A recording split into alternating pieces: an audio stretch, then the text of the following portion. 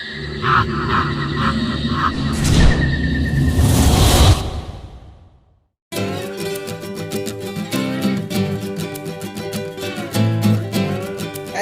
عليكم ورحمة الله وبركاته. اللهم صل وسلم وبارك على سيدنا محمد صلى الله عليه وسلم. ازيكم يا حبايبي، عاملين ايه؟ يا رب تكونوا بخير واحسن حال. هعمل معاكم النهاردة صينية بطاطس سهلة وسريعة زي ما تعودنا من مطبخنا. كل اكلاتنا بتبقى سهلة وبسيطة. معانا دلوقتي 3 حبات بطاطس اهو، وبصلاية. هنقطع البطاطس دي طرنشات والبصلة برضو جوانح. ومعانا هنا 3 طماطمات وقرن فلفل احمر وكم فص ثوم. هعمل دلوقتي الطماطم والفلفله الحمرا دي والثوم في الخلاط واصفيهم واقطع البطاطس دي والبصله وارجع لكم تاني. تابعوا معايا الفيديو، اوعوا تروحوا في اي حته. ودلوقتي يا حبايبي قطعنا البطاطس بتاعتنا اهي دواير،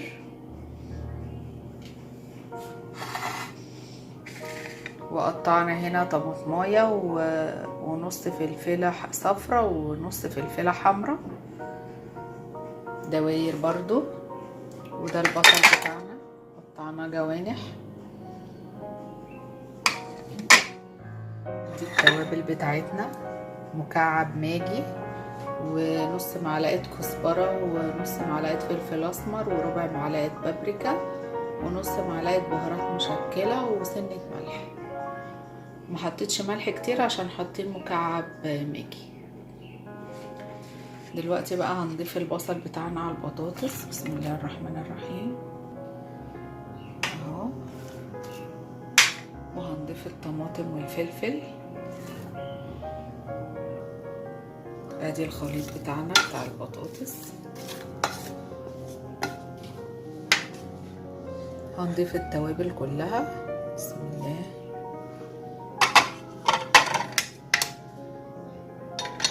وعندنا 3 معالق زيت. بسم الله الرحمن الرحيم. انا بعمل كل الاكل بزيت ذرة، مش بستخدم سمنة كتير، يعني قليل قوي لما بستعملها. وهنضيف دلوقتي بقى معجون الطماطم بالثوم اللي احنا عملناه مع بعضه. بسم الله الرحمن الرحيم. وكده خلصت صينية البطاطس بتاعتنا. هولع عليها دلوقتي البوتاجاز من فوق 10 دقايق كده يا دوبك تغلي معايا، وبعد كده هدخلها الفرن تكمل سواها في الفرن. وكده ولعنا عليها البوتاجاز، هسيبها بقى شوية كده وارجع لكم تاني. تابعوا معايا الفيديو وهتروحوا في اي حتة. غلت. هشيلها بقى دلوقتي وادخلها الفرن تكمل سواها وتاخد لون، وارجع لكم اوريها لكم لما تخلص. خليكم معايا وتروحوا في اي حتة.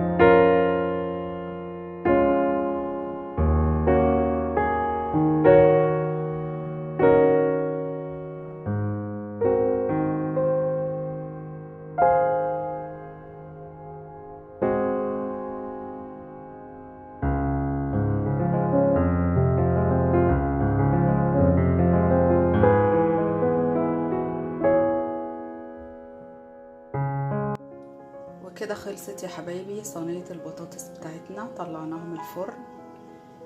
شايفين لونها جميل ازاي؟ حلوة جدا وشهية، طعمها رائع. هنعمل معاها رز بشعرية. تعالوا نشوف مع بعض كده. بسم الله الرحمن الرحيم.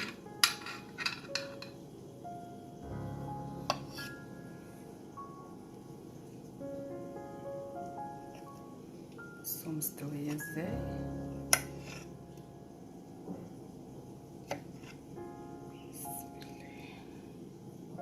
سخنة، بس سخنة قوي.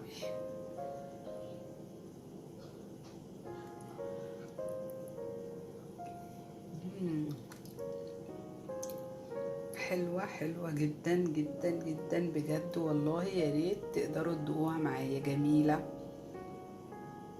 انصحكم تعملوها، ويا ريت اللي يعملها ويجربها يكتب لي في الكومنتات. وما تنسوش تتابعوا القناة وتفعلوا زر الجرس علشان يوصلكم كل جديد. والسلام عليكم ورحمة الله وبركاته.